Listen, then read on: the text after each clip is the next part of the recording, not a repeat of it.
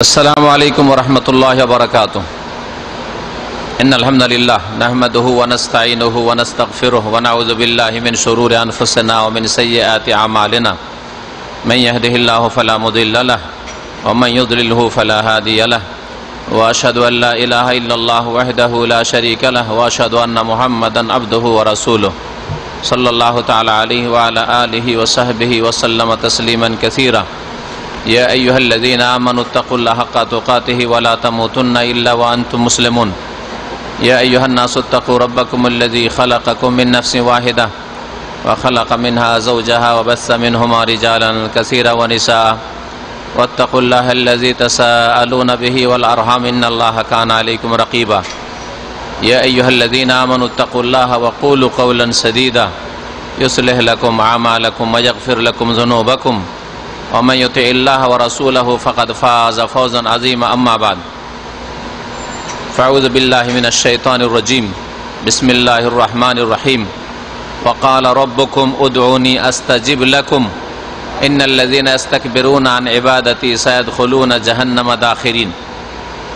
सम्मानित ब्रादारान इस्लाम, আল্লাহ পাক রব্বুল আলামিনের যাবতীয় প্রশংসা। যে আল্লাহ পাক রব্বুল আলামিন আমাদের সৃষ্টিকর্তা, আমাদের মালিক, আমাদের রব, আমাদের রিজিকদাতা, যে আল্লাহ পাক রব্বুল আলামিন আমাদের ডাকে সাড়া দিয়ে থাকেন, বান্দার দোয়া শুনে থাকেন। যে কোনো ভাষায়, যে কোনো অবস্থায়, যে কোনো জায়গা থেকে আল্লাহ পাককে ডাকলে, আল্লাহ পাকের কাছে দোয়া করলে আল্লাহ পাক বান্দার দোয়া শুনে থাকেন। এবং দোয়া কবুল হওয়ায় যদি কোনো রকমের বাধা তার মধ্যে না থাকে তো সেই আল্লাহ পাক সেই ডাকে সাড়াও দেন, সেই দোয়া কবুল করে থাকেন। দুনিয়া সম্পর্কে দোয়া হোক, আর দিনের দোয়া হোক, আখিরাতের দোয়া হোক, সব ক্ষেত্রে আল্লাহ পাক দোয়ার নির্দেশ দান করেছেন। এবং আল্লাহ পাক দিন দুনিয়ার সার্বিক ক্ষেত্রে কোনো বৈধ জায়েজ দোয়া করলে আল্লাহ পাক তা কবুল করে থাকেন। সালাত এবং সালাম নাজিল হোক নবী মুহাম্মদ রাসূলুল্লাহ সাল্লাল্লাহু আলাইহি সাল্লামের উপর, যিনিও এই দুয়ার ইবাদত করেছেন, যিনি আল্লাহ পাককে খুব বেশি বেশি ডেকেছেন, সুখে দুঃখে শোকে সব সময় রাসূলুল্লাহ সাল্লাল্লাহু আলাইহি ওয়াসাল্লাম আল্লাহ পাক রব্বুল আলামিনের কাছে দোয়া করেছেন এবং আল্লাহ পাক নবীর দোয়া শুনেছেন। তার নিজের ক্ষেত্রে, তার দিনের ক্ষেত্রে, তার পরিবারের ক্ষেত্রে, উম্মতের ক্ষেত্রে, দিন ইসলামের ক্ষেত্রে, বিজয়ের ক্ষেত্রে, জেহাদের ময়দানে রাসূলুল্লাহ সাল্লাল্লাহু আলাইহি সাল্লাম দোয়া করেছেন এবং আল্লাহ পাক রব্বুল আলামিন তার দোয়ায় ডাকে সাড়া দিয়েছেন, কবুল করেছেন। এবং আল্লাহ পাক রব্বুল আলামিন রাসূলুল্লাহ সাল্লাল্লাহু আলাইহি সাল্লাম সাহাবায়ে কেরামদেরকে কামিয়াব করেছেন, বিজয় দান করেছেন। দোয়া হচ্ছে ইবাদত। আজকের বিষয়বস্তু হচ্ছে দোয়া সম্পর্কে। এই দোয়ার সম্পর্ক রোজার সাথে, রমজানের সাথে বড় মজবুত সম্পর্ক। এই জন্য দোয়ার বিষয়টি রমজানে আলোচনা না করলে অসম্পূর্ণ থেকে যায়। রমজানের মধ্যে যদি বিশেষ আপনার দোয়া না থাকে, আপনার জীবনে আল্লাহ পাককে ডাকতে না পারেন খালেস অন্তর থেকে, তাহলে আপনার ইবাদত বন্দেগীতে ঘাটতি থেকে যায়, অসম্পূর্ণতা থেকে যায়। আর এই উদ্দেশ্যেই স্মরণ করিয়ে দিতে চাই দোয়া সম্পর্কে, যে আল্লাহ পাককে ডাকুন, আল্লাহ পাকের কাছে দোয়া করুন। দিনের ক্ষেত্রে, দুনিয়ার ক্ষেত্রে আপনার ইহকালের সার্বিক কল্যাণ আল্লাহ পাকের কাছে চান, পরকালের সার্বিক কল্যাণ আল্লাহ পাকের কাছে চান। আল্লাহ পাক রব্বুল আলামিনের ভান্ডারে কোনো কিছুর অভাব নেই, আল্লাহর কাছে কোনো অভাব নেই। ওয়ালিল্লাহি খাযাইনুস সামাওয়াতি ওয়াল আরদ। আসমান জমিনের খাজনার মালিক, আসমান জমিনের ভান্ডারের মালিক আল্লাহ পাক রব্বুল আলামিন। কিন্তু মুনাফিক, দুর্বল ঈমানের মানুষ, এরা বুঝে না, নির্বোধ। আসলে আল্লাহ পাক রব্বুল আলামিনের সারা বিশ্বকে যদি দিয়ে আল্লাহর নিয়ামত দিয়ে ডুবিয়ে দেন, তাতে কোনো অভাব দেখা যাবে না, তাতে কোনো রকমের সামান্যতম যে ঘাটতি যে কমে গেল দিলে, না, কখনো না। এই জন্য আল্লাহ পাক রব্বুল আলামিনের কাছে চাইতে আমরা কেন ত্রুটি রাখবো, গাফিলতি করব, যেখানে আল্লাহ পাকের খাজানার, আল্লাহ পাক রব্বুল আলামিনের ভান্ডারে কোনো রকমের অভাব নেই। দোয়া সম্পর্কে কোরআনে কারীমের একটি আয়াত পাঠ করেছি সূরা গাফির। সূরা গাফির আয়াত নম্বর 60। সূরা গাফিরের অপর নাম কে বলতে পারেন? সূরা গাফিরের অপর নাম, কিছু কিছু সূরা আছে যার একাধিক নাম রয়েছে, দুটা বা তারও বেশি নাম রয়েছে। আরব দেশে এই সূরাটাকে আরবি কোরআনে কারীমগুলোতে সূরা গাফির বলে জানে। ভারত বাংলাদেশের ছাপা কোরআনগুলোতে এর আর একটা নাম লেখা রয়েছে। হামিম, পাশাপাশি দুটো সূরা রয়েছে, হামিম সাজদা, যেটা ভারত বাংলাদেশের কোরআনে কারীমে লেখা আছে, তার অপর নাম হচ্ছে সূরা ফুসসিলাত, ঠিক না? আর যেটা হচ্ছে সূরা মুমিন, সেটার নাম হচ্ছে গাফির, সূরা গাফির। তো সূরা মুমিন এক বচন, আর মুমিনুন 18 পারা প্রথম সূরা, কাদ আফলাহাল মুমিনুন। আল্লাহ পাক রব্বুল আলামিন আয়াত নম্বর 60 ইরশাদ করেছেন এই সূরার, ওয়া ক্বালা রাব্বুকুম, তোমাদের প্রতিপালক আল্লাহ পাক বলছেন, উদউনি, আমার নিকট তোমরা দোয়া করো, আমাকে তোমরা ডাকো, উদউনি, আমাকে ডাকো, আস্তাজিব লাকুম, আমি তোমাদের ডাকে সাড়া দেব, আমি তোমাদের দোয়া কবুল করব। আল্লাহ পাক বলছেন নিজে যে আমি আল্লাহ বলছি তোমাদেরকে, হে বান্দারা, যে আমাকে ডাকো, আমার কাছে চাও, আমার নিকট দোয়া করো, প্রার্থনা করো, আস্তাজিব লাকুম, তোমাদের ডাক আমি শুনবো, কবুল করব, দোয়া কবুল করে তোমাদেরকে দেব। আল্লাহ পাক ব্যাপক রেখেছেন দুনিয়া আখিরাতকে, আমার কাছে চাও, দোয়া করো, আমার কাছে দেব তোমাদেরকে। আর আল্লাহ পাক ওয়াদাও করছেন। আল্লাহ পাক রব্বুল আলামিনের ওয়াদার চাইতে পাকা ওয়াদা আর কারো হইতে পারে না। ওমান আসদাকু মিনাল্লাহি হাদিসা, আল্লাহ পাক কোরআনে একটা আয়াতে বলছেন, আল্লাহর চাইতে অধিক সত্য কথা আর কার হইতে পারে? আল্লাহর চাইতে বেশি সত্য কথা আর কার হইতে পারে? আল্লাহ পাক রব্বুল আলামিনের কথার চাইতে আর কার কথা ভালো কথা হইতে পারে? আল্লাহ পাক রব্বুল আলামিন ওয়াদার চাইতে কার ওয়াদা আর বেশি পাকা হইতে পারে? আল্লাহ পাকের ওয়াদা যে দোয়া করো, উদউনি আস্তাজিব লাকুম, আমি তোমাদের দোয়া কবুল করব।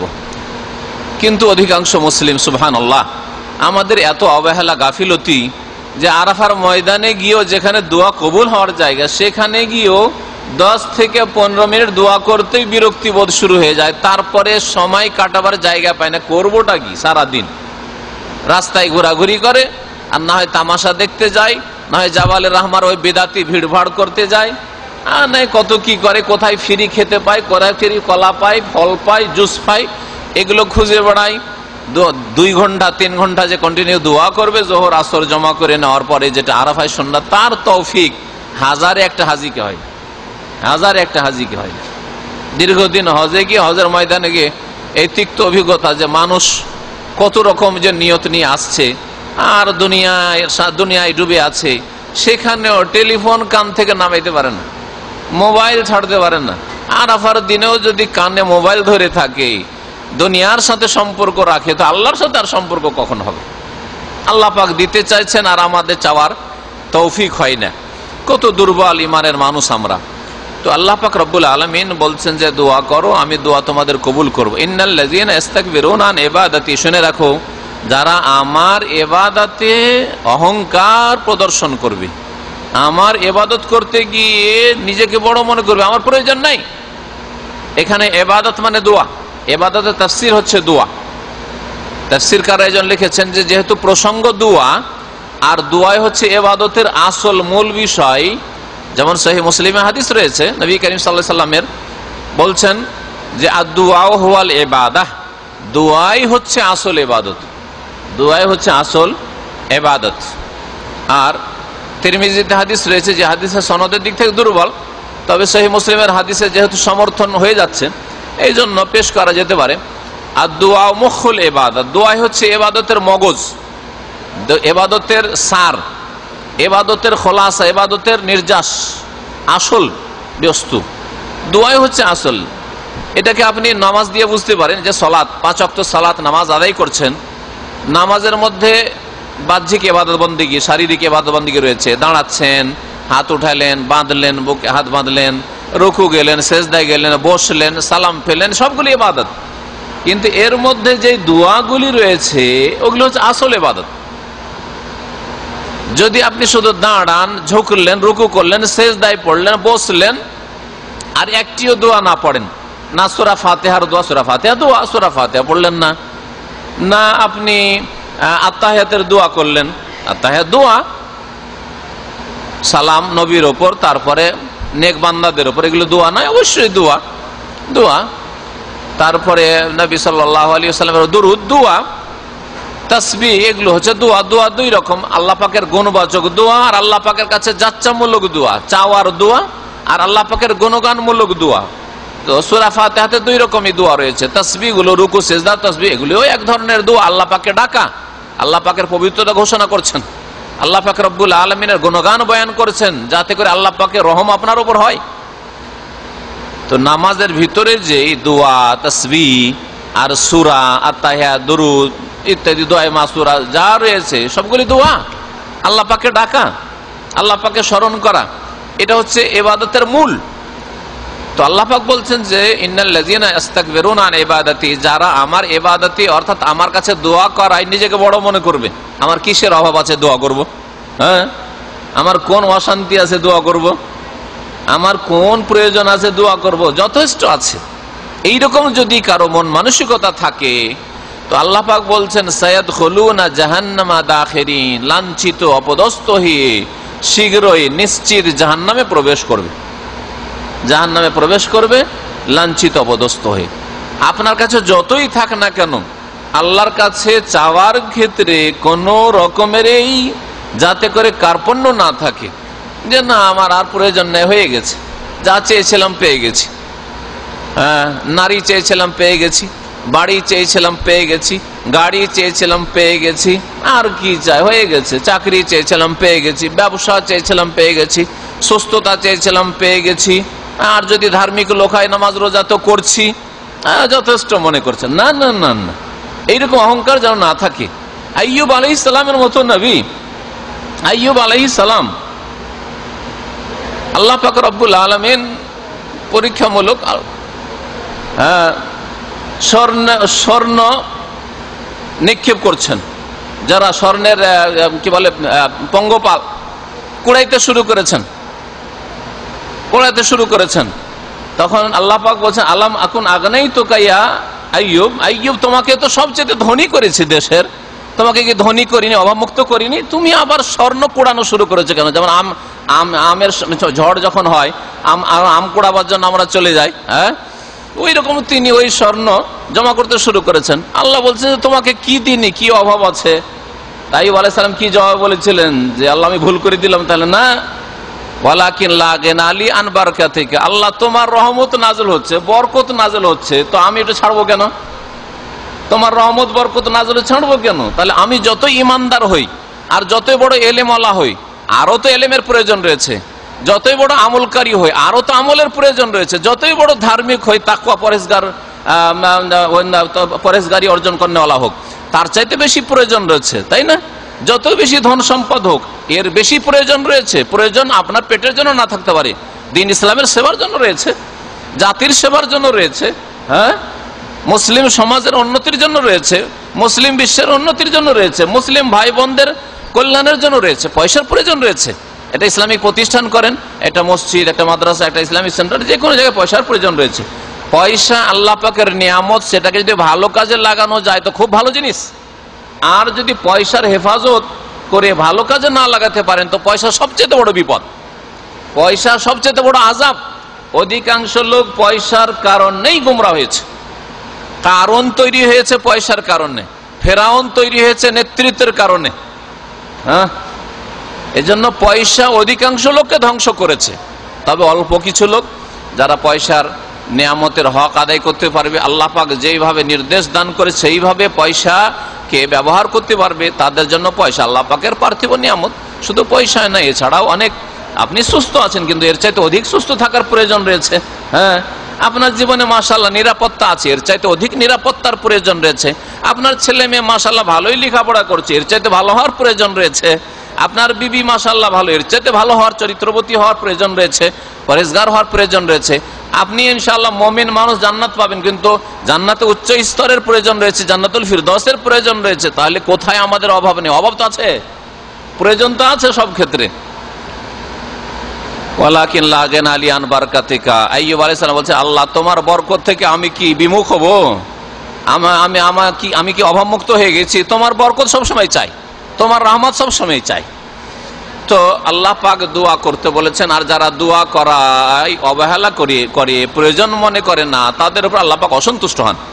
আল্লাহ পাক রব্বুল আলামিন সূরা বাকারায় যেখানে সিয়াম রোজার কথা আল্লাহ উল্লেখ করেছেন 183 নম্বর আয়াত থেকে শুরু করে 187 পর্যন্ত, এর মাঝখানে একটি আয়াত রয়েছে 186 নম্বর আয়াত, সূরা বাকারা 186 নম্বর আয়াত দেখেন মাঝখানে। আর আগে পরে রমজানের মাসাইল, রোজা রমজানের কথা আল্লাহ উল্লেখ করে, মাঝখানে বলছেন ওয়াইজা সাআলাকা ইবাদি আন্নী ফাইন্নী করিব, আমার বান্দা যদি আমার সম্পর্কে, হে নবী মুহাম্মদ সাল্লাল্লাহু আলাইহি ওয়াসাল্লাম তোমাকে জিজ্ঞেস করে যে আল্লাহকে কেমন করে পাবো, আল্লাহর কাছে কেমন করে চাইবো, আল্লাহ কি দূরে? এই আয়াতের তাফসিরে নবী সাল্লাল্লাহু আলাইহি ওয়াসাল্লামের হাদিস রয়েছে, সাহাবারা বলছেন যে আমরা জিজ্ঞেস করলাম একবার রাসূলুল্লাহ সাল্লাল্লাহু আলাইহি ওয়াসাল্লামকে যে আকারিবুন রাব্বুনা ফানুনাজি আম বাঈদুন ফানুনাদি, আমাদের রব আল্লাহ পাক কি নিকটে কাছেই? আল্লাহ কি কাছে হইলে আস্তে আস্তে কথা বলবো, জান আপনি আমার পাশে বসে আছেন তাহলে আস্তে কথা বলবো, আর যদি দূরে থাকেন আর আমাকে ডাকতে হয় আপনাকে তাহলে চিৎকার করে বলবো, ও ভাই শোনেন, তাই না? চিৎকার করে বলবো, একবারে লম্বা টান দিয়ে। তো সাহাবারা ওইরকম বললেন যে আল্লাহ কি কাছে? যদি আল্লাহ কাছে হন তো ফানুনাজি, আমরা চুপি সারে কথা বলবো, মনে মনে আস্তে আস্তে কথা বলবো আল্লাহর সাথে, মানে মনে মনে ডাকবো আল্লাহকে, চিৎকার করে নয়। আম বাঈদুন, নাকি আল্লাহ দূরে? আল্লাহ যদি অনেক দূরে হন তাহলে ফানুনাদি, চিৎকার করে ডাকবো, হে আল্লাহ, হে রব, এরকম করে ডাকবো। আমাদের দেশে কিছু এরকম বক্তারা আছে, হুজুর আছে, দোয়াকারীরা আছে, চিৎকার করে ডাকে হে আল্লাহ, না এর উপরে ডাকা তরিকা না। উদউ রাব্বাকুম তাদাররুআন ওয়া খুফিয়া, আল্লাহ বলছেন যে একগ্র চিত্তে বিনয়ী হয়ে আর খুফিয়া আস্তে আস্তে ডাকো, আস্তে আস্তে, মানে নিজেকে শোনান, নিজেকে শোনাইতে হয়, এমন নয় যে একবারে মনে মনে ফিস ফিস করে, নিজেকে শোনান যে আপনি যেটা চাইছেন। পাশে যদি থাকে, ডানে বামে থাকে, একটু হয়তো শুনতে পাচ্ছে, অসুবিধা নেই, কিন্তু চিৎকার করে ডাকবেন এটা দোয়ার আদবের খেলাফ। দোয়া সম্পর্কে অনেক দিক আলোচনা রয়েছে, যদি আল্লাহ পাক সময় দান করে তো ধারাবাহিক কয়েকটা আলোচনা দোয়া সম্পর্কে করা যেতে পারে, কারণ একদিনে দোয়া সম্পর্কে আলোচনা করে এই বিষয়গুলি সবগুলি কমপ্লিট করা সম্ভব নয়। আল্লাহ পাক বলছেন জবাবে, যখন সাহাবীরা বললেন যে আল্লাহ কোথায়, আল্লাহকে কি দূরে পাবো না কাছে পাবো, আল্লাহ জবাবে আয়াত নাজিল করলেন, হে নবী ওয়াইজা সাআলাকা ইবাদি আন্নী, আমার বান্দারা যদি তোমাকে জিজ্ঞেস করে আমার সম্পর্কে, আন্নী আমার সম্পর্কে, কি জিজ্ঞেস করে যে আল্লাহ কাছে না দূরে, আল্লাহকে জোরে ডাকবো না আস্তে ডাকবো, তো বলে দাও ফাইন্নী করিবুন, আল্লাহ পাক নিকটে, আল্লাহ পাক নিকটে, আল্লাহ নিকটেও আছেন আর আরশে আজিমেও আছেন, আল্লাহ নিকটে আছেন আর 7 আসমানের ঊর্ধ্বেও আছেন। না নিকটে হইতে পারেন না দূরে থেকে? নিকটে হইতে পারেন। যত দুর্বল সৃষ্টি তত নিকটে থেকেও আপনার কাজে আসে না, তাই না? আপনার ভাই যদি দুর্বল খোড়া হয় তা আপনার বাড়িতে রেখেও লাভ নাই, একটা চোর ঢুকলে আপনার সহযোগিতা করতে পারবে না, কিন্তু পাওয়ারফুল যদি হয় তাহলে 50 কিলোমিটার দূর থেকেও হেল্প করতে পারে, পাওয়ারফুল হলে, ঠিক না? তাহলে সৃষ্টির ক্ষেত্রে আমরা বুঝতে পারছি যে যত শক্তিশালী দূরে থাকলেও সে কাজে আসতে পারে। যেমন যার কাছে শাসন ক্ষমতা, সরকার, আরে সরকার রাজধানীতে বসে আছে, কিন্তু হঠাৎ করে একটা গন্ডগোল যদি পল্লী গ্রামে হয় 500 কিলোমিটার দূরে রাজধানী থেকে, তারপরে দ্রুত একবারে সেনাবাহিনী পাঠিয়ে দিতে পারছে না? তাহলে দুনিয়ার সৃষ্টিতেই যদি 500 কিলোমিটার দূর থেকে 10 মিনিটের মধ্যে একেবারে দ্রুত হাজার হাজার সেনাবাহিনী গিয়ে পৌঁছে গেল সমস্যার সমাধানের জন্য, তাই না? তাহলে রব্বুল আলামিন আল্লাহ, তার সম্পর্কে তো আপনি কল্পনা করে শেষ করতে পারবে না যে কত তিনি ক্ষমতাবান, আর কত কুদরতের মালিক, আর কত আল্লাহ পাক রব্বুল আলামিন মহাজ্ঞানী, তিনি আলিম, তিনি খবীর, তিনি কাদির। চিন্তা করুন তাহলে। তো আল্লাহ পাক রব্বুল আলামিন নিকটে মানে এই নয় যে সর্বত্র বিরাজমান, এটা বিদাতি কথা, এটা গুমরাহি কথা, এটা হচ্ছে ভণ্ডদের কথা। আর কোরআনের কথা যে আল্লাহর নিকটেও আছেন আর আরশে আজিমেও আছে, একটি আয়াত না, 7-এর বেশি আয়াতে আল্লাহ পাক বলেছেন সুম্মাস্তাওয়া আলাল আরশ, আল্লাহ পাক আরশে সমুন্নত। আল্লাহ কোথায়? আল্লাহ আরশে সমুন্নত, আর আরো 7 আসমানের ওপরে। সাত আসমানের ওপরেও আল্লাহ আছেন, আর কারিব নিকটেও আছেন, নিকটেও আছেন আল্লাহ পাক রব্বুল আলামিন। ধরন আমরা জানি না কেমন করে। আল্লাহ সাত আসমানের ওপরে থেকেও আপনার স্ত্রীর চাইতেও যে আপনার পাশেই থাকে, হ্যাঁ, বরং আল্লাহ বলছেন যে ওয়ানাহনু আকরাবু ইলাইহি মিন হাবলিল ওয়ারিদ, আপনার যে মূল একটা শিরা আছে, যেই শিরাটা কেটে দিলে মানুষ বাঁচে না, একেবারে আপনার গলায় লেগে আছে, এর চাইতো কাছে, এর চাইতো কাছে আল্লাহ পাক রব্বুল আলামিন। তো আল্লাহ কাছেও আছেন, আবার আল্লাহ পাক রব্বুল আলামিন আরশে আজিমও আছেন। এটা হচ্ছে কোরআনে কারীমের কথা। একটি নিয়ে নিলেন আর একটা ছেড়ে দিলেন, এটা গুমরাহি। আর অস্বীকার করে দিলেন যে আল্লাহ আরশ, এটা মানি না, আল্লাহ কোথায় এ প্রশ্নই মানি না, আর জবাবও মানি না। আল্লাহ সর্বত্র বিরাজমান, আর সবকিছুতে বিরাজমান। সবকিছুতে বিরাজমান যারা বলবে এরা কুফরি করবে। এই আকীদা হিন্দুদের, যার ফলে ওরা গাছের পূজা করে, বলছে এর মধ্যেই তো ভগবান আছে। হ্যাঁ, দেবদেবীর পূজা করে, এতেই তো ঈশ্বর আছে, ভগবান আছে। গঙ্গা যমুনার পূজা করে, বলছে এতেই তো ঈশ্বর আছে। হ্যাঁ, সবকিছুতে সর্বত্র বিরাজমান, সবকিছুতে বিরাজমান। এই জন্য তারা বানরের পূজা করে, হনুমানের পূজা করে, ওরা ওই এঁদুরেরও পূজা করে, সাপেরও পূজা করে। আমাদের এলাকায় আমি যখন ছোটবেলায় ছিলাম, এক হিন্দুর বাড়িতে সাপ ঢুকেছে, বিছানায় সাপ দেখেছে। তারপরে বলছে, আরে ঘরে দেবতা এসছে, দেবতা এসছে, মারিস না মারিস না, দেবতা এসছে আমাদের ঘরে। আরে তার 1 ঘন্টা পরে সাপে দংশন করে নিয়েছে বাড়ির মালিককে। সাপকে তাড়াইলো না, মারলো না, কিছুই করলো না, 1 ঘন্টা পরে দংশন করেছে, লোকটি মারা গেল। সকালে শুনতে পেলাম, আমরা তখন 12-14 বছরের ছেলে। ওই ঘটনা মনে আছে যে হিন্দুদের কাছে দেবতা সবকিছুতেই। এখন মুসলিমও যদি বলে যে আল্লাহ সবকিছুতেই বিরাজমান, তার মানে সাপের মধ্যেও বিরাজমান, এঁদুরেও বিরাজমান, গঙ্গা যমুনাতেও বিরাজমান, আর লক্ষ্মী দুর্গাতেও বিরাজমান, আর জিলানি চিস্তি আর হোসেন মানুষের হেল্লাজও বিরাজমান, সবকিছুতে। এর চাইতে বড় কুফরি আর কি আছে? এর চাইতে বড় কুফরি কি আছে? এরপরে আর বড় কুফরি কিছু থাকে না। ফেরাউন তো এই কথা বলেছিল, আনা রব্বুকুল, আমার মধ্যে আমি তো রব। তো পার্থক্য কি থাকলো তাহলে? কোনো পার্থক্য নেই। ইসলামের আকীদা এটা। ইসলামের আকীদা আল্লাহ পাক রব্বুল আলামিন তার সৃষ্টি থেকে পৃথক। তার সৃষ্টি শুধু মানুষ নয়, আসমান জমিন থেকে আল্লাহ পাক রব্বুল আলামিন ঊর্ধ্বে রয়েছেন। 7 আসমানের ওপর আরশ রয়েছে, আর আরশে আজিমে আল্লাহ পাক সমুন্নত। কিন্তু আল্লাহ আরশে থেকেও বিভিন্ন দিক থেকে যেগুলি আল্লাহ বেশি জানেন, আল্লাহ পাক নিকটে, সব কিছুর চাইতে নিকটে। ইমাম ইবনে তাইমিয়া রাহমাতুল্লাহ এই বিষয়টিকে বোঝানোর জন্য বলেছেন একটা উপমা দিয়ে। আকাশের চাঁদ, আকাশের চাঁদ কত দূরে চিন্তা করেন, দূরে কিনা? দূরে না? কত দূরে, সূর্য কত দূরে। আর তারপরেও সৌদি আরবে থাকলেও দেখছেন আরে ঠিক ওইভাবে পূর্ব দিকে সূর্য উঠলো, যেখানে উঠে আর ওইখানে গিয়ে সূর্য ডুবলো, ঠিক না? চন্দ্র ওখানে উঠলো আর ওখানেই ডুবলো।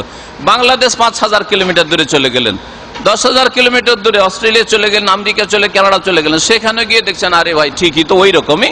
বাংলাদেশ থেকে এত দূর চলে আসলাম, তারপরে তো সূর্য ওই জায়গায় উঠছে আর ডুবছে ওই জায়গায়, চন্দ্র ওই জায়গায়তে উঠছে, আর যেখানে যাচ্ছেন চন্দ্র আমার মাথার উপরে, পূর্ণিমার চাঁদ মাথার উপরে। সৌদি আরবে ছিলাম তবুও দেখছিলাম মাথার উপরে রাত্রে, আর এখানে আমেরিকা এসে ওইখানেও দেখছি চন্দ্র মাথার উপর। আপনার সাথে সাথে কিনা বলেন তো দেখি? নাকি 10,000 কিলোমিটার দূরে চলে গেল, চন্দ্র দূরে হয়ে গেল, বুঝতে পারছেন? চাঁদ কি দূরে হয়ে গেছে বুঝতে পারছেন? কখনো বুঝতে পারেন এত দূর চলে যাওয়ার পরে, ঠিক না? অথচ চাঁদ আল্লাহ পাকের সামনে আল্লাহর ক্ষুদ্র সৃষ্টি। ভালো করে শুনে রাখেন, চন্দ্র সূর্য আল্লাহ পাকের সামনে আল্লাহর ক্ষুদ্র সৃষ্টি। আমার 3.5 হাতের তুলনায় অনেক বড় সৃষ্টি আল্লাহ পাকের, ঠিক না? কিন্তু আল্লাহর কাছে চন্দ্র সূর্য কিছুই নাই, ক্ষুদ্র সৃষ্টি। তাহলে চাঁদ সূর্য যদি আমাদের সাথে সাথে চলতে পারে, যেখানে যাচ্ছেন সেখানে চাঁদ সূর্য মাথার উপর আকাশে দেখতে পাচ্ছেন, ওই রকমই একই অবস্থায় দেখতে পাচ্ছেন। তো রব্বুল আলামিন 7 আসমানের উপরে আরশেও আছেন, আর ফাইন্নি কারিবুন, তিনি কাছেও আছেন। কিন্তু কখনো এই অস্বীকার করবেন না যে আল্লাহ আরশে না, আর কখনো এই গুমরাহি কথা বলবেন না যে আল্লাহ সর্বত্র, সব জায়গায়। সব জায়গায় নয়, সব জায়গার মধ্যে পাক না পাক জায়গা রয়েছে, সব কিছুর মধ্যে ভালো মন্দ রয়েছে। তাহলে যদি বলেন যে ভালো লোকগুলির মধ্যে আল্লাহ রয়েছে, এইভাবে তো ভালো লোকদের পূজা শুরু হয়েছে, ওলিয়া আউলিয়ার পূজা শুরু হয়েছে, যে ওলিয়া আউলিয়ার মধ্যে আল্লাহর অবতরণ ঘটে। হিন্দুরা বলে অবতরণ, আর এই সুফি ভণ্ড পীরেরা বলে হলুল হয়েছে, আল্লাহর হলুল হয়েছে। আল্লাহ হুলুল মানে অবতরণ ঘটা, ওর মধ্যে ঢুকে পড়ে, একাকার হয়ে যাওয়া। তো একাকার হয়ে গেছে, আল্লাহ বিলীন হয়ে গেছে, একাকার হয়ে গেছে, লয় হয়ে গেছে। এগুলি কুফরি কথা, হিন্দুদের কথা, যা সুফিরা ভারত থেকে আর ইরান থেকে নিয়ে গেছে। ভারতের হিন্দুদের কাছ থেকে আর ইরানি অগ্নি পূজকদের কাছ থেকে পীরতন্ত্রের লোকেরা নিয়ে গেছে। বুঝতে পারছেন, এগুলো ইসলাম নয়। আল্লাহ পাক রব্বুল আলামিন তার ক্ষমতার দিক থেকে, দুই একটা দিক শুনে নেন বুঝার জন্য। ক্ষমতার দিক থেকে অত্যন্ত নিকটে, আল্লাহ পাক তার জ্ঞানের দিক থেকে অত্যন্ত নিকটে, সবকিছু নিকটবর্তী। জ্ঞান জানার দিক থেকে আপনি পাশে থেকে জানতে পারেন না, কিন্তু আল্লাহ পাক সাত আসমানের ওপর আরশ আজিম থেকে সব জানছেন, আমার আপনার অবস্থা, অন্তরের কথাও জানছেন আল্লাহ পাক রব্বুল আলামিন। জানার দিক থেকে, ক্ষমতার দিক থেকে, পরিবেষ্টনের দিক থেকে আল্লাহর ক্ষমতার বাইরে কোথাও পালিয়ে যেতে পারবেন না। আরে সৌদি আরব থেকে পালিয়ে যেতে পারেন অপরাধ করে, তাই না? যে কোনো দেশ থেকে অপরাধ ক্রাইম করে পালিয়ে যেতে পারেন, কিন্তু আল্লাহ পাকের কুদরত থেকে কোথায় পালাবেন? পালাও, কোথায় পালাবে? লা তানফুযুনা ইল্লা বিসুলতান। এই ক্ষমতা আছে, যে ক্ষমতার দ্বারা আল্লাহ পাকের পৃথিবী ছেদ করে কোথাও চলে যাবে? আছে কোথাও? কারো কাছে ক্ষমতা আছে? তো আল্লাহ পাক রব্বুল আলামিন এই সমস্ত দিক থেকে, আর এইরকম বহু দিক হতে পারে যা আমরা জানি না, আল্লাহ নিকটেও আর আল্লাহ আরশে আজিমেও। আল্লাহ আরশে আজিমে রয়েছেন আর সৃষ্টির ঊর্ধ্বে রয়েছেন, সৃষ্টির মধ্যে একাকার হয়ে নয়। আর এটাই আমাদের স্বভাব বলে, এটা আমাদের নেচার বলে, প্রকৃতি বলে। যখন আমরা দোয়া করি, যে কোনো মুসলিম, একটা সাধারণ মুসলিমও যদি দোয়া করে, মূর্খ অশিক্ষিত মুসলিমও দোয়া করে, আল্লাহ ওপর দিকে মনটা যাচ্ছে, তাই না? এমনকি চোখও অনেক সময় ওপর দিকে চলে যায়, আল্লাহ কেন? একটা মহিলা মূর্খ, কিচ্ছু একটা লেখা পড়া যায় না, ক জানে না, আলিফ জানে, কিছুই জানে না, তারপরে আল্লাহ ওপর দিকে কেন নজর যাচ্ছে? আরে আল্লাহ যদি সর্বত্র বিরাজমান হয় তো এইদিকে দেখবেন, আল্লাহ এরকম করবেন। কোন লোককে দোয়া করতে দেখেছেন আল্লাহ এরকম করে? আল্লাহ কেন? তার মানে প্রকৃতি বলে যে আল্লাহ পাক রব্বুল আলামিন সৃষ্টির ঊর্ধ্বে রয়েছে। আর রহমানু আলাল আরশি ইস্তাওয়া, রহমান দয়াবান আরশের উপর সমুন্নত রয়েছেন। আমিনতুম মান ফিস সামাই, তোমরা কি নির্ভীক, তোমরা কি ভয় করো না সেই জাতে পাককে, সেই সত্তাকে যিনি আকাশের ওপরে। ফিস সামাই মানে আলাস সামাই, ফি আলার অর্থে হয় আরবি ভাষায় আল্লাহ পাক আকাশের ওপরে সৃষ্টির ঊর্ধ্বে রয়েছেন। সম্মানিত ভাতৃমণ্ডলী, আল্লাহ পাক রব্বুল আলামিনের কাছে দোয়া করার বিষয় সম্পর্কে আলোচনা করেছিলাম, কিন্তু আকীদায় আমাদের বেশি রোগ রয়েছে, যার ফলে এই বিষয়টা দোয়ার প্রসঙ্গে আসলো। আল্লাহ বলছেন আমি নিকটে, শুনবেন, দোয়া শোনার দিক থেকে নিকটে। আপনি যেই ভাষা দিয়ে ডাকেন আর যতই আস্তে ডাকেন, আপনার মনের দোয়া আল্লাহ বুঝতে পারছেন। জবানের দোয়া তো দূরের কথা, মনের দোয়া, আল্লাহ আমার পেটে খিদা লেগেছে, কথা বুঝতে পারছেন?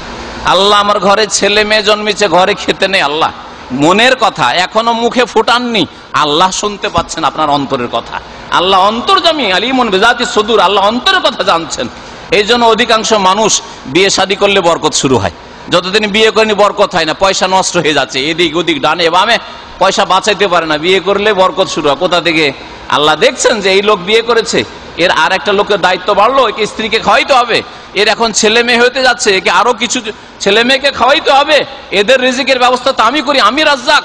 তখন দেখা যাচ্ছে যে আল্লাহ পাক বরকতের রাস্তা, রিজিকের রাস্তা খুলে দিচ্ছেন।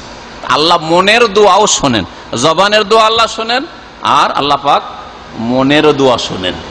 মন হচ্ছে আসল, অন্তরের ইখলাস, অন্তরের নিষ্ঠা, অন্তরের খুলুসিয়াত হচ্ছে আসল বিষয়।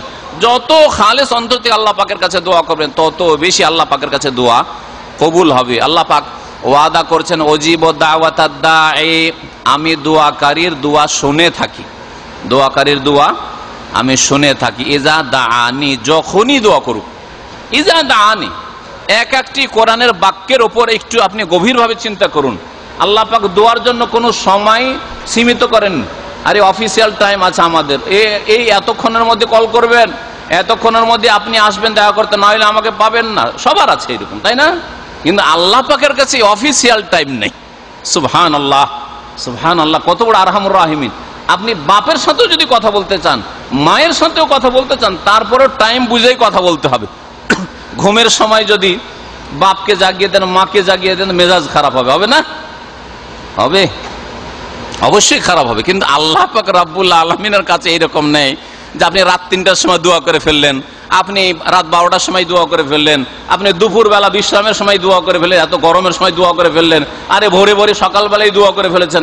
আপনার যদি ফজরের পর ঘুম দেন আর ফজর পর টেলিফোন চলে আসে, কেমন লাগে? কেমন লাগে আপনাকে? কত সংকীর্ণ আপনার মন মেজাজ। কিন্তু রব্বুল আলামিন ওয়াসিউল মাগফিরাহ, সুবহানাল্লাহ, রাহমাতি ওয়াসিআত কুল্লা শাই, আল্লাহর রহমত সবকিছুকে পরিব্যাপ্ত, শামিল। আল্লাহ পাকের রহমত প্রশস্ত, আল্লাহ পাকের মাগফিরাত হচ্ছে প্রশস্ত, সুবহানাল্লাহ। আল্লাহ পাকের কাছে কোনো অফিসিয়াল টাইম নেই। ইজা দাআনি, যখন আমার কাছে দোয়া করবে, যখন দোয়া করবে। রাস্তায় চলতে চলতে অনেক মানুষ মনে করে দোয়া করার জন্য মসজিদে বসতে হবে না, বিশেষ জায়গায় বসতে হবে, একবার নির্জনে বসতে হবে না। রাস্তায় চলতে চলতে, আমি অফিস থেকে বেরিয়েছি, বাসায় যাচ্ছি, বাসা থেকে বেরিয়েছি, অফিসে যাচ্ছি, অফিসে ঢুকতে যাচ্ছি, কিন্তু জানি যে ওখানে আমার অনেক শত্রু রয়েছে। আউযু বিকালিমাতিল্লাহি তাম্মাতি মিন শাররি মা খালাক, আল্লাহর কাছে দোয়া করে নিলাম। আপনি আপনার কোম্পানিতে যাচ্ছেন, ফ্যাক্টরিতে যাচ্ছেন, আপনি কোনো বসের কাছে যাচ্ছেন, জালেমের কাছে যাচ্ছেন, আর ভয় লাগছে, আশঙ্কা লাগছে, আল্লাহুম্মা ইন্নী নাজআলুকা ফি নুহুরিহিম ওয়া নাউযু বিকা মিন শুরুরিহিম, দোয়া করে নিলেন। এগুলো দোয়া নয়, এই তো দোয়া। আসলে আপনার মনের কথা আল্লাহ পাক রব্বুল আলামিন শুনছেন, জবানের কথা চলতে চলতে আপনার দোয়া হয়ে গেল। আপনি দরজা খুলছেন, ঢুকবেন, সাথে সাথে দোয়া আপনার হয়ে গেল। এই হচ্ছে দোয়া। দোয়া যে কোনো সময় আল্লাহ পাক বলছে এজা দা নেই। কোরআনে কারীম সম্পর্কে গভীরভাবে আল্লাহ চিন্তা করতে বলেছেন। কোরআনে কারীমে শুধু তেলাওয়াত করে দিলেন আর খুব বড় কাজ করে দিয়ে ইসলামের বড় খেদমত করে দিয়েছেন, যে কোরআনের হাফেজ বানিয়ে দিয়েছেন, আর নিজে মাশাআল্লাহ কোরআন তেলাওয়াত করেন আর কোরআন রমজানে খতম করেন, অনেক বড় মনে হচ্ছে যে একেবারে দিনের খাদেম হয়ে গেছেন আর নেক আমল করছেন। না, কোরআনে কারীমের তরজমা বুঝতে হবে, তাফসীর বুঝতে হবে, গভীরভাবে চিন্তা করতে হবে। আফালা ইয়াতাদাব্বারুন আল কোরআন, তারা কি কোরআন নিয়ে গভীরভাবে গবেষণা করে না? শুধু আপনি সায়েন্স গবেষণা বুঝেন না, না, গবেষণা গভীরভাবে চিন্তা করা যে কোরআনে কারীম থেকে আমি কি উপলব্ধি করতে পারলাম, আর আমার জীবনে এর প্রতিফলন কি ঘটলো, আমি কতটা কোরআনী জীবন গড়তে পেরেছি, এই কোরআনের বাস্তবায়ন আমার জীবনে কতটা দেখা যাচ্ছে, আমি কতটা কোরআনী মুসলিম, কোরআনের কোন কোন আয়াতের উপর আমল এখনো করতে পারিনি। সাহাবায়ে কেরাম সুযোগ খুঁজতেন যে আল্লাহ বলেছেন মিসকিনকে খাবার দেওয়ার কথা, তো কখন সুযোগ পাবো? আল্লাহ বলেছেন বন্দীকে, অনেকে মিসকিন খাওয়িয়েছেন, হয়তো অনেকে এতিমকে খাওয়িয়েছেন বা এতিম পাননি, খুঁজেন। আল্লাহ বলছেন এতিমের কথা, তাহলে এতিমকে খাওয়া খুঁজেন, যে এতিমকে কিভাবে আমি খাওয়াইতে পারি। আল্লাহ বন্দির কথা, আসির, আল্লাহ বন্দির কথা বলেছেন, কাইদিকে, আমি আসামিকে কেমন করে খাওয়াইতে পারবো। কখনো তো চিন্তা করলেন না, কখনো তো চিন্তা করলেন না যে কোরআনের এক একটি আয়াত, এক একটি বাক্যের ওপর আমি আমল করার সুযোগ পেলাম না আমার লাইফে। রাসূলুল্লাহ সাল্লাল্লাহু আলাইহি ওয়াসাল্লামের উত্তম চরিত্র ছিল আল কোরআনুল কারীম, কোরআনে কারীমের বাস্তবায়ন করা। আর আপনি রাসূলের উম্মত, আর আপনার মধ্যে যদি ওই রকম জজবা না থাকে, ওই রকম অনুপ্রেরণা না থাকে যে আমি কোরআনের আয়াতের উপর আমল কি করে করব, দোয়াকে আপনি সীমিত রেখেছেন মসজিদের সাথে। আর এর চাইতে বড় বালা মুসিবত হচ্ছে যদি কবর মাজারে গিয়ে দোয়া, মনে করেন যে ওলিয়া আউলিয়ার কবরের কাছে গিয়ে আল্লাহকে ডাকলে ওখানে হটলাইন পাবো, তাহলে বিদাতি হারাম দোয়া করলেন আপনি।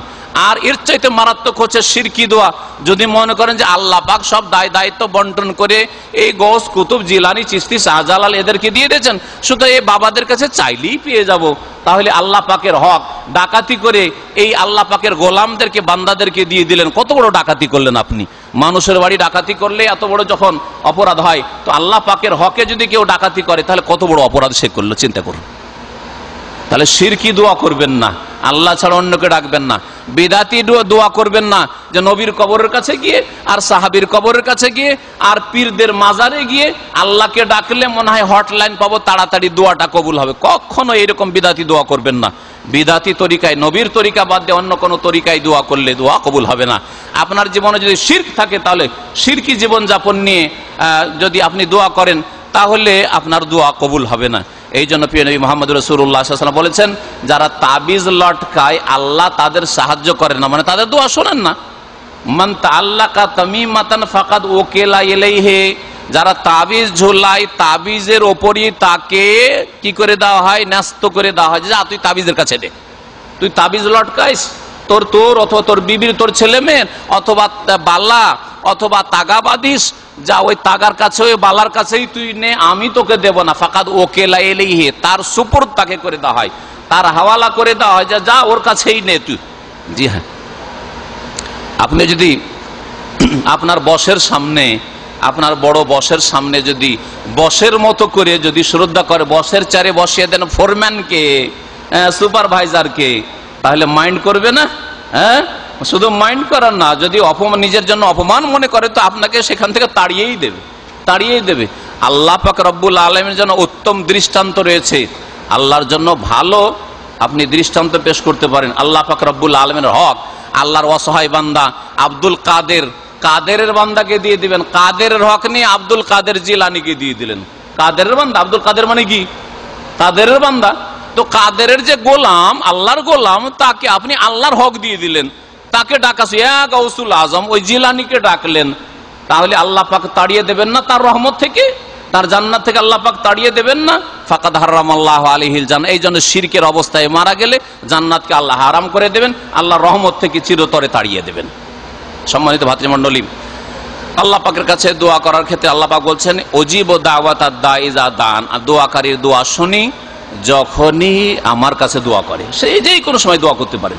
বাস্তব জীবনে পরীক্ষা করে দেখবেন, রাস্তায় চলতে চলতে, আমার অত বসার সময় নেই, বিজি মানুষ, রাস্তায় চলতে চলতে দোয়া করেন, গাড়িতে বসে বসে দোয়া করেন, সিগনালে গাড়ি থেমে আছে 1 মিনিট 2 মিনিট ধরে, কোনো কাজ পান না, বিরক্ত হচ্ছেন, আর তাড়াহুড়া লাগিয়ে দিয়েছেন, আর হর্ন দেওয়া শুরু করেছেন বেকুবদের মতো। ওই রকম কাজ কেন করবেন? তাসবিহ তাহলিল করেন, দোয়া করেন। একটু যে সুযোগ পেয়েছি, আমি এমনি সুযোগ পাই না, এখানে সিগনালে গাড়িটা 1-2 মিনিট দাঁড়িয়ে আছে, আল্লাহ পাকের তাসবিহ তাহলিল করি, তওবা ইস্তেগফার করি, আল্লাহ পাকের কাছে দোয়া করা শুরু করি। আর দোয়া করার জন্য সবসময় হাত উঠানো জরুরি নয়, সবসময় হাত উঠানোর জন্য কখনো হাত উঠিয়ে দোয়া করবেন, আর কখনো বিনা হাত উঠিয়ে দোয়া করবেন। যেই দোয়াগুলি রাসূলুল্লাহ সাল্লাল্লাহু আলাইহি ওয়াসাল্লাম করেছেন অথচ হাত উঠাননি, সেখানে হাত উঠানো চলবে না। ভালো করে শুনে রাখেন একটি নীতিমালা। ওই দোয়াগুলি রাসূল করেছেন বিশেষ বিশেষ জায়গায়, বিশেষ বিশেষ সময়ে, আর হাত না উঠিয়ে দোয়া করে, এমনি দোয়া করেছেন, তাহলে আপনাকে এমনিতেই দোয়া করতে, বিনা হাত উঠিয়ে দোয়া করতে হবে। যেমন বাথরুমে যাওয়ার সময় আল্লাহুম্মা ইন্নী আউযু বিকা মিনাল খুবুসি ওয়াল খাবায়েস, নবী সাল্লাল্লাহু আলাইহি ওয়াসাল্লাম কি বলেছেন এইভাবে বাথরুমে যাওয়ার সময়? আল্লাহুম্মা ইন্নী আউযু বিকা মিনাল খুবুসি ওয়াল খাবায়েস করেছেন কি? নবী করেননি, অথচ বাথরুমের দোয়া পড়েছেন। তাহলে আপনিও যখন বাথরুমে ঢুকবেন তখন বিনা হাত উঠাই পড়বেন। হাত যদি উঠান তো বাড়াইলেন ধর্মের ক্ষেত্রে, এর নাম বিদআত। আল্লাহুম্মা ইন্নী আউযু বিকা মিনাল খুবুসি ওয়াল খাবায়েস, হাত উঠাবেন না আপনি। ওই রকমই স্ত্রী সহবাসের সময় যে দোয়া রয়েছে, আল্লাহুম্মা জান্নিবনি শাইতান ওয়া জান্নিবনা শাইতানা মা রাযাকতানা, যে দোয়া রয়েছে, এই দোয়া পড়তে গিয়ে আপনি যদি হাত উঠান, নবীর সুন্নাত হাত উঠানো নয়, এইভাবে গাড়িতে চড়ার দোয়া রয়েছে সুবহানাল্লাযী সাখখারা লানা হাযা মা কুন্না লাহু মুকরিনিন ওয়া ইন্না ইলা রাব্বিনা লামুনকালিবুন, ইত্যাদি ইত্যাদি বহু দোয়া রয়েছে এইরকম। বাড়িতে ঢোকার দোয়া রয়েছে, বাড়ি থেকে বের হওয়ার দোয়া রয়েছে। নবী সাল্লাল্লাহু আলাইহি ওয়াসাল্লাম হাত উঠাননি, তাহলে যেই জায়গাগুলিতে নবী দোয়া করেছেন অথচ হাত ওঠাননি, আপনি সেখানে হাত উঠাতে পারবেন না। আত্তাহিয়াতের দোয়া পড়ছেন, দরুদ শরীফ নবীর জন্য দোয়া করেছেন, দরুদ মানে নবীর জন্য দোয়া করা, আল্লাহুম্মা সাল্লি আলা মুহাম্মদ, আল্লাহুম্মা বারিক আলা মুহাম্মদ, আল্লাহ রহমত নাযিল করো, আল্লাহ বরকত নাযিল করো মুহাম্মদের উপর, দোয়া নয়? অবশ্যই দোয়া। কেউ যদি বলে আল্লাহুম্মা সাল্লি আলা মুহাম্মদ ওয়া আলা আলি মুহাম্মদ নামাজের ভিতরে, তাহলে বিদআত হবে, কারণ নবী এরকম করেননি। দোয়ায়ে মাসুরা নামাজের মধ্যে আল্লাহুম্মা ইন্নী যালামতু নাফসি পড়ছেন, আল্লাহুম্মা ইন্নী আউযু মিন আযাবিল কবর, সালামের আগে খানে পড়ছেন, হাত উঠাইবেন চলবে না। তাহলে বোঝা গেল, আমি এই উদাহরণগুলি এই জন্য দিলাম যে সব সময় দোয়ার ক্ষেত্রে হাত উঠানো আবশ্যক নয়। এটা হচ্ছে হাত উঠানো মুস্তাহাব, যেখানে আপনাকে স্বাধীন ছেড়ে দেওয়া হয়েছে। নবী সাল্লাল্লাহু আলাইহি ওয়াসাল্লাম ওখানে বিশেষ কোনো জায়গা ছিল না, এমনি আম দোয়া, সাধারণ দোয়া করছেন, আপনি হাত উঠিয়ে দোয়া করতে পারেন, কিন্তু আপনি দোয়া করবেন বিনা হাত উঠিয়েও দোয়া করতে পারেন। আল্লাহর কাছে বৃষ্টি চাইছেন, হাত উঠিয়েও বৃষ্টি চাইতে পারেন, আল্লাহ মাসকানা আল্লাহ মাসকানা, আর হাত না উঠিয়েও করতে পারেন আপনি, কোনো অসুবিধা নেই। দোয়া যে কোনো জায়গায় হতে পারে। আল্লাহ বলছেন ইজা দানি, যখনই দোয়া করে, ফালিয়াস্তাজিবুলি, সুতরাং দোয়া কবুল হওয়ার জন্য শর্ত যেগুলি রয়েছে সেদিকে আল্লাহ ইঙ্গিত করে বলছেন যেন তারা আমার ডাকে সাড়া দেয়। আল্লাহ পাকের ডাক হচ্ছে লা ইলাহা ইল্লাল্লাহ, লা ইলাহা ইল্লাল্লাহ শাহাদাত দেওয়া, তাওহীদ প্রতিষ্ঠা করুন। আল্লাহ পাকের ডাক হচ্ছে রিসালাতের দিকে, মুহাম্মদুর রাসূলুল্লাহর রিসালাতের শাহাদাত দান করো, আশহাদু আন্না মুহাম্মাদুর রাসূলুল্লাহ, আমার ডাকে যেন সাড়া দেয়। আল্লাহ পাকের ডাক হচ্ছে হাইয়া আলাস সালাহ হাইয়া আলাল ফালাহ, নামাজের জন্য এসো, আমার ডাকে যেন সাড়া দেয়। বেনামাজি আর মৌসুমি দোয়া করবেন, শুধু আধা নামাজি, 4 ওয়াক্ত 3 ওয়াক্ত নামাজ পড়েন, আল্লাহর ডাকে সাড়া দেন না, আর আল্লাহকে ইয়া রাব বলে ডাকবেন, আল্লাহ কি দোয়া শুনবেন? তাহলে ফালিয়াস্তাজিবুলি এটাও বুঝেন, দোয়ার আয়াত বলছি, একটি দোয়ার আয়াতেই আছি। আল্লাহ বলছেন যে আমার ডাকে সাড়া দিও, আমার ডাকে যদি সাড়া দাও তাহলে আমি তোমাদের দোয়া কবুল করব। ওয়ালিউমিনু বি, আমার প্রতি বিশ্বাস রাখিও, ঈমান। দুটো শর্ত, আমার ডাকে সাড়া দাও মানে আমি যেদিকে ডেকেছি সেদিকে আসো, নেকির কাজে ডাকছি অগ্রসর হও। ইয়া বাগিয়াল খাইরি আকবেল, হে কল্যাণ কামনাকারীরা, যারা কল্যাণ তালাশ করো, নেকি করতে চাও, আকবেল তোমরা অগ্রসর হও, এগিয়ে আসো, এগিয়ে আসো, এগিয়ে আসো। ইয়া বাগিয়া শার, আর যারা পাপিষ্ট গুনাহগার, এখনো রমজান মাসে পাপ করছো, আকসির, ক্ষান্ত হও, থেমে যাও, থেমে যাও। আল্লাহ পাক বলছেন। আল্লাহ পাকের পক্ষ থেকে আসমান থেকে ডাক দেওয়া হয় প্রতি রাতে। সম্মানিত ভাতৃমণ্ডলী, বলছিলাম যে আল্লাহ পাক দোয়া কবুল হওয়ার জন্য তার ডাকে সাড়া দিতে বলেছেন, মানে দিন ইসলামের বিধিবিধান পালন করার চেষ্টা করবেন, ফরজ ওয়াজিব পালন করার চেষ্টা করবেন, হারাম কাবিরা থেকে বাঁচার চেষ্টা করবেন। আর আল্লাহর প্রতি বিশ্বাস থাকবে, মানে তৌহিদ প্রতিষ্ঠাকারী হবেন। আপনার আকীদায় যেন শিরিক না থাকে, বিদাত না থাকে, গুমরাহি না থাকে। রাসূলের তরিকা বাদ দিয়ে অন্য কোনো তরিকায় চলবেন না, আর আল্লাহ পাকের ইবাদত ছাড়া আর কারো ইবাদত করবেন না। জি হ্যাঁ, এই শর্তগুলি যদি থাকে লাআল্লাহুম ইয়ারশুদুন, তাহলে তারা হেদায়েত পেতে পারে, তারা দিক নির্দেশনা পেতে পারে, তাহলে তাদের দোয়ায় কাজ হবে। আল্লাহ পাক রব্বুল আলামিন দোয়া সম্পর্কে এই কথাগুলি বলেছেন। দোয়া আল্লাহর কাছে খুব প্রিয় আর সম্মানের জিনিস, আদরের জিনিস। সুবহানাল্লাহ, আল্লাহ পাকের কাছে চাইছেন, আর আল্লাহ পাকের কাছে চাওয়াটা আল্লাহর কাছে সবচেয়ে বেশি মূল্যবান জিনিস, বড় আদরের জিনিস। এর বিপরীত আমরা যারা আমাদের কাছে চাই না, ধারও চাই না আর হেল্পও চাই না, ওদেরকে ভালোবাসি। না ভাই, এই লোক আমার পিছনে দুনিয়ার গরজে ঘুরে না, যদি আমার সাথে চলাফেরা করে কখনো 1000 রিয়ালও ধার চাইল, 500 রিয়াল ধার চাইল, এইরকম লোক আমরা ভালোবাসি, ঠিক না? সবাই, কিন্তু আমরা সবাই। আর যদি ধার চাই, পেরেশান হয়ে যাবেন, আরে আমার সাথে সম্পর্ক হইতে হইতে ধার চাওয়া শুরু করলো রে, ব্যাপার স্যাপার কি যে আছে, তাই না? তারপরে যদি হেল্প চাওয়া শুরু করে, আরো মুসিবত। হ্যাঁ, যে সে 10,000 টাকা দিয়ে একটু হেল্প করেন, একটু অভাবে আছি, তাহলে আমরা একটু সতর্ক সাবধান, চাইছে কেন রে? হ্যাঁ, তাহলে দুনিয়ার গরজে আমার সাথে সম্পর্ক, ঠিক না? আর আল্লাহ পাক এর বিপরীত, আল্লাহ খুশি হন চাইলে, আর না চাইলে আল্লাহ অসন্তুষ্ট হন। আল্লাহর কাছে সবচেয়ে প্রিয় বস্তু হচ্ছে, আর সম্মানের বস্তু, আদরের বস্তু হচ্ছে দোয়া।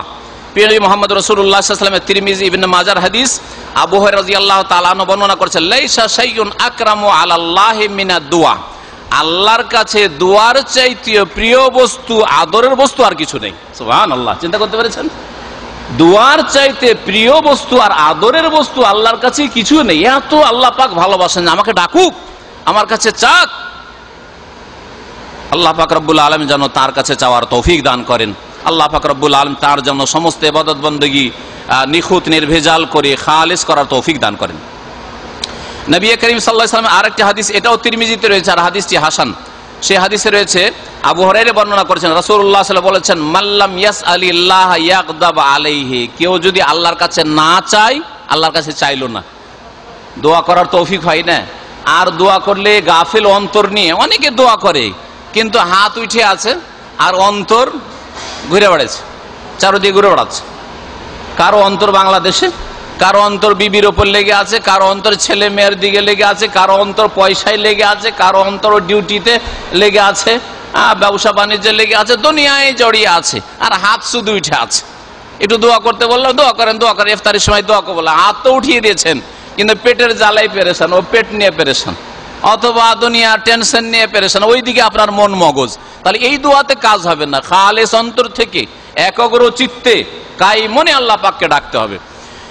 নবী করিম সাল্লাল্লাহু আলাইহি ওয়াসাল্লাম বলছেন, মান লাম ইয়াসআলিল্লাহ, যদি আল্লাহর কাছে কেউ যাচ্ছা না করে, না চায়, দোয়া না করে, ইয়াগদাব আলাইহি, পাক তার উপর নারাজ হয়ে যান, অসন্তুষ্ট হন। নবী করিম সাল্লাল্লাহু আলাইহি ওয়াসাল্লামের আরেকটি হাদিস শুনুন, সেই হাদিসে রয়েছে, হাদিস আবু দাউদে রয়েছে এবং হাদিসটি সহিহ।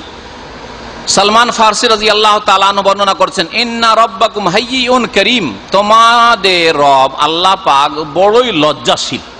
আল্লাহ পাক অত্যন্ত লজ্জাশীল, আর যে যত বেশি লজ্জা করে সে মানুষের মুখ আড়াইতে পারে না, হ্যাঁ, কথা আড়াইতে পারেন না, এই জন্য কিছু বললেই লজ্জায় পড়ে দিয়ে দেয়। লজ্জাশীল মানুষ আর ধার চেয়ে নিয়েছে, আরে জীবনে কাউকে না বলিনি আর আছে কি করে না বলবো, দিয়ে দিই কিছু। হ্যাঁ, কেউ একটু সওয়াল করেন, ভিক্ষা করে নিল, জীবনে কাউকে না শব্দটা বলা আমার জন্য বড়ই কষ্টকর। হ্যাঁ, আর মিথ্যা বলা তো হারাম, আমি তো অসম্ভব বলতে পারবো না, জল দিয়ে দে। তো আল্লাহ পাক রব্বুল আলামিন সমস্ত সৃষ্টির চাইতে অধিক লজ্জাশীল, হাইয়ুন করিমুন, এবং অত্যন্ত সম্মানিত ব্যক্তি ধার করজ দিয়ে দিলে চাই না, কখনো চাইবে না। আর আজকালকার অধিকাংশ মানুষ ধার নেওয়ার পরে ওর নিজের সম্পদ হয়ে গেল, যদি চাই তার কাছে তাহলে দেবে, না হলেও ভুলেই যাবে। চাইলো না তার মানে না দিলেও চলবে, ওর নিজের সম্পদ হয়ে গেল। আর বরং আজকাল যদি কারো সাথে সম্পর্ক খারাপ করার ইচ্ছা হয় তাহলে ধার দিয়ে দাও। আজকাল আমাদের আমানত এত নষ্ট হয়েছে আর খেয়ানত এত বেশি ঢুকে গেছে যে কারো সাথে সম্পর্ক ভালো ছিল, সম্পর্ক যদি খারাপ করার খুব যদি ইচ্ছা থাকে তাহলে ওকে ধার দিয়ে দেন, আর ধার দিয়ে দেন, আর টাইম বেঁধে দেন, ভাই তোমাকে 2 মাসের জন্য দিলাম, দেখেন কত মাস পরে দেয়, আর দেয় কিনা তাই আল্লাহ পাক ভালো জানে। সম্মানিত ভাতৃমণ্ডলী, নবী সাল্লাল্লাহু আলাইহি ওয়াসাল্লাম বলছেন যে আল্লাহ পাক অত্যন্ত লজ্জাশীল এবং সম্মানিত, ইয়াস্তাহি মিন আবদিহি, তার বান্দাদেরকে বলে খুব লজ্জা করেন, খুব লজ্জায় পড়ে যান। এজা রাফায়াদে, হাত উঠিয়ে দোয়া করলে, তাহলে হাত উঠিয়ে দোয়া করবেন, যে কোনো দোয়া, যেই দোয়াগুলিতে নবী সাল্লাল্লাহু আলাইহি ওয়াসাল্লাম হাত উঠিয়েছেন, অথবা সাধারণ দোয়া আপনি হাত উঠাবেন। আইয়ারুদ্দাহুমা সিফরান, খালি হাতে আল্লাহ পাক ফিরিয়ে দিতে চান না, খালি হাতে ফিরিয়ে দিতে বড় লজ্জাবোধ করেন আল্লাহ পাক রব্বুল আলামিন। দোয়াতে অনেক সময় তকদির পাল্টিয়ে যায়, ভাগ্য পরিবর্তন হয়ে যায়। ভাগ্য অনেক সময় আল্লাহ পাক রব্বুল আলামিন হয়তো এইরকম লিখে রেখেছেন যে এই লোকটি আমার কাছে চাইলে আমি দিয়ে দেবো, চাইলেন না আল্লাহ দিলেন না, এইরকম হতে পারে তাকদির মুআল্লাক। অথবা আভ্যন্তরীণ দিক থেকে ভাগ্য পরিবর্তন হয়ে যায়, আপনার হয়তো কোনো কিছু নিশ্চিত হবেই, কিন্তু সেটা হলেও আল্লাহ পাক রব্বুল আলামিন অন্য দিক থেকে অনেক বেশি ভালো কল্যাণের দিকে রেখেছেন, যা দিয়ে ঘাটতি পূরণ হয়েও বেশি হয়ে গেল। হতে পারে আমাদের এক জায়গায় হয়তো একটু ক্ষয়ক্ষতি হয়ে গেল, এখান থেকে আপনার এক্সিট হয়ে গেল, কিন্তু দেখা গেল যে আলহামদুলিল্লাহ দেশে গিয়ে অনেক কিছু আল্লাহ পাক দিয়ে দিলেন, তাহলে ঘাটতি পূরণ হয়ে অনেক বেশি হয়ে গেল। তো এইরকম ভাবেও আল্লাহ পাক রব্বুল আলামিন তাকদীরে পরিবর্তন করতে পারেন। আভ্যন্তরীণ দিক থেকে তাকদীর পরিবর্তন হতে পারে, অথবা বাহ্যিক দিক থেকেও তাকদীর পরিবর্তন হতে পারে।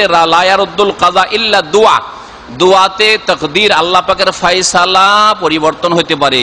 ওয়ালা ইয়াজিদু ফিল উমরি ইল্লাল বির, আর আয়ু বৃদ্ধি হতে পারে নেক কাজ করলে, আত্মীয়দের সাথে সুসম্পর্ক রাখলে, বাপ মায়ের সেবা করলে, বাপ মার সাথে সদ্ব্যবহার করলে, ভাই বোন আত্মীয় স্বজন খালা ফুফুদের সাথে সদ্ব্যবহার করলে, ইয়াতিম বিধবা দুর্বল নারীদের সাথে সদ্ব্যবহার করলে, ভালো ব্যবহার করলে, দুর্বলদের সাহায্য করলে মানুষের তকদির পাল্টে যায়, আয়ু বৃদ্ধি হয়ে যায়। আল্লাহ পাক রব্বুল আলামিন যেন আমাদেরকে তার কাছে দোয়া করার তৌফিক দান করেন, আমাদের দোয়া যেন আল্লাহ পাক কবুল করেন।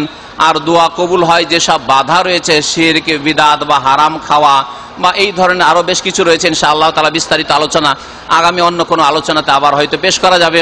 আল্লাহ পাক রব্বুল আলামিন সেগুলি থেকে আমাদের মুক্ত হওয়ার যেন তৌফিক দান করেন। আল্লাহ পাক রব্বুল আলামিন দুনিয়ার বালা মুসিবত আমাদের যেন দূর করে দেন। আল্লাহ পাক রব্বুল আলামিন আখিরাতে আমাদেরকে জান্নাতুল ফিরদৌস যেন দান করেন। আল্লাহ পাক রব্বুল আলামিন যেইভাবে ইফতার ক্যাম্পে আমাদের দ্বীনি ভাইদেরকে ঈমান ইসলামের ভিত্তিতে ইফতারে বসার সুযোগ দান করেছেন রমজানুল মুবারকে, আল্লাহ পাক জান্নাতুল ফিরদৌসে বসার যেন সুযোগ দান করেন, নবীর শাফাআত যেন দান করেন, আল্লাহ পাক হাউজে কাউসারের পানি যেন দান করেন। আল্লাহ পাক রব্বুল আলামিন আমাদের আখিরাতের হিসাব যেন সহজ করে দেন। আল্লাহ পাক রব্বুল আলামিন আমাদের কুল পার হওয়াকে যেন সহজ করে দেন, জাহান্নাম থেকে আমাদের যেন রক্ষা করেন।